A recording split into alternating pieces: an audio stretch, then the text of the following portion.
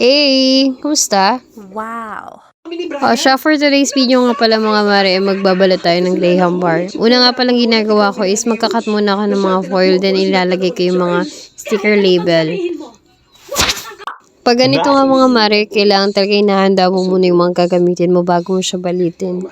Kasi nga madaling matunaw yung Graham bar. Tips ko nga lang sa inyo mga mare, if magbabalot kayo ng Graham bar, make sure nyo lang na matigas talaga yung Graham bar para napakadali lang yan talaga ipack.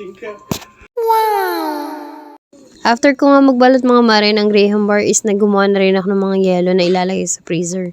Para kanibukasan is matigas na siya at maibebenta na din.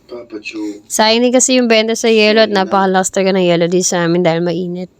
Medyo antok na nga din ako dito kasi nga 12 AM na rin ako nag-start na gumawa ko ng Graham bar. Ito na nga pala yung mga natapos kong balutin kagabi mga mare. Siya. Hanggang dito na lang muna mga mare. Bye!